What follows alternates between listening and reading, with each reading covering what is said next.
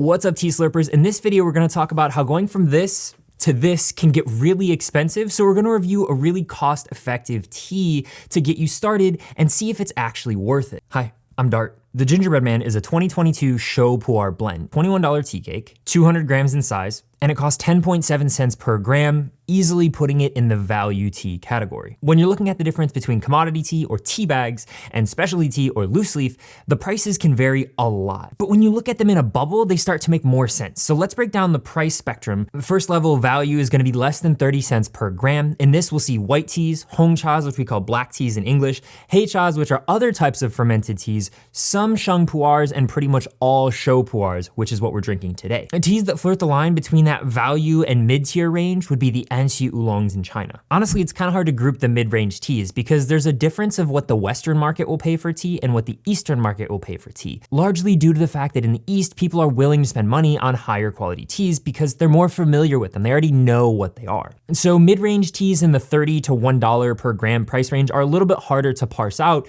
Green teas kind of end up falling in this, but the reason for that is the Western market is used to really, really cheap green teas, where in China, green teas are some of the most expensive teas. So they actually fall into the mid-range just because of averaging. Other teas that end up in this range for sure are high mountain or Taiwanese oolong. They're gonna be higher grade than other teas just because they're more specific starting off, but they're still more affordable than some of the really specific artisan grade teas. Artisan grade are typically gonna be more than $1 per gram for a good tea. Rock oolongs, matcha, dancehong oolongs all fall into this category, and sometimes Sheng pu'erhs and higher grades of other teas as well. If you're looking for really specific names, characters, and famous areas, those kind of push all teas into the artisan range at some point. Okay. I speak Chinese, and this is still super frustrating, the back and forth between what different teas are named and if they've been transliterated, if it comes from Wei Giles or Pinyin. So let's talk about Sheng versus Shou pu'erh. Today we're drinking a Shou pu'erh. Sheng is also called raw or fresh. Those are translations from Chinese, or green, closer related to the way that it's processed. Shou, on the other hand, is called ripe or cooked as the translations, and hei, which means black or fermented types of teas based on the way that it's processed. Similar to champagne or champagne in France, pu'erh is from a specific region. As I just said, Sheng pu'erh is processed more similarly to green tea. Shou pu'erh is processed more similarly to hei cha, which translates to English as black tea, but it's not what we call black tea in English. That's hong cha, which is different. Hei cha is fermented. So that's what we need to know about today. This type of tea, Shou pu'erh, is a fermented type, a forced fermented type of tea. But not all hei chas have the flavor profile of Shou pu'erh.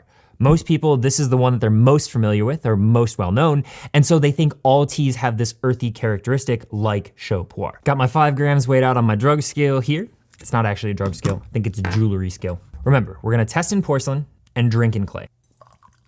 We are gonna give this a rinse, meaning we're just gonna dump out that first steep. Typically, I find myself doing 20-second rinses. Yup, already starting to open up. For our preparation, we're gonna use a 100 milliliter gaiwan. We're gonna use 5 grams of tea, starting steep at 15 seconds, adding 5 seconds each time. So if we get to 10 steeps, it'll be a minute for the last steep. Also, let me know in the comments if you wanna see me do comparisons for future tea reviews with porcelain versus clay and what they taste like. This first steep is gonna give us a good indication of this whole entire session.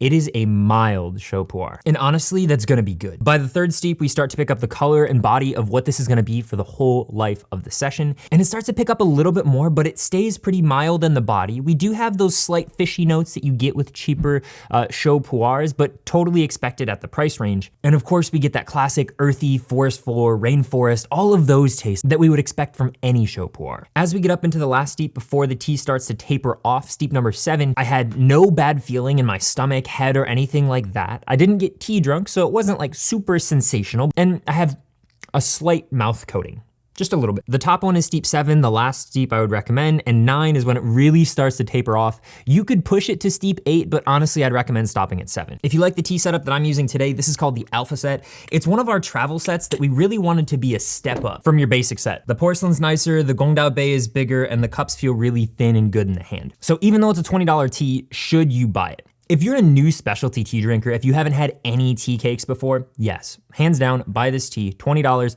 It's gonna give you a great pulse on what Shou pu'erh can taste like. It does have those slight fishy notes that we wouldn't want in a higher quality Shou pu'erh, but this is far better than what you're gonna get on Amazon or anywhere else like that for $20. And again, the body isn't too strong. It's mild, which honestly I kind of like because it does have those slight tastes that you're like, Wouldn't be the most ideal in a higher quality. If there was too much flavor, honestly, I think I would like it less. So mild body on this I think is perfect. It also means that you don't need a clay pot to make it drinkable. Sometimes with my Shou Pu'erhs, if they get too kicky, too poppy, too hoppy, that's when I pull out an Xishuangbanna pot and put it in. Also, it didn't hurt my stomach at all the entire session, even though I didn't have anything to eat beforehand. If you wanna know more of what I'm talking about, check out this video. But honestly, that's quite impressive because even some higher quality artisan grade teas, if you drink them on an empty stomach, it's gonna wreck you. So this is actually a really nice morning tea before you get started or eating or drinking anything. Because sometimes you forget to eat, but still wanna drink tea. For those seasoned poo heads, again, if you don't want that heavy-handed Shou Pu'erh, this is a daily drinker that'll get you there. It doesn't hurt your stomach, it's nice and mild. I would say if I were drinking it in Xishuangbanna though, I think it might not come through enough. So if you're one of those people who has a dedicated Shou Pu'erh pot,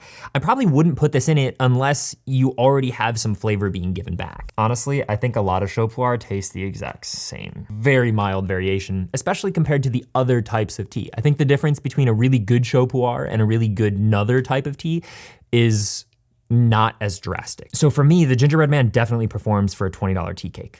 All right, I gotta go drink more tea.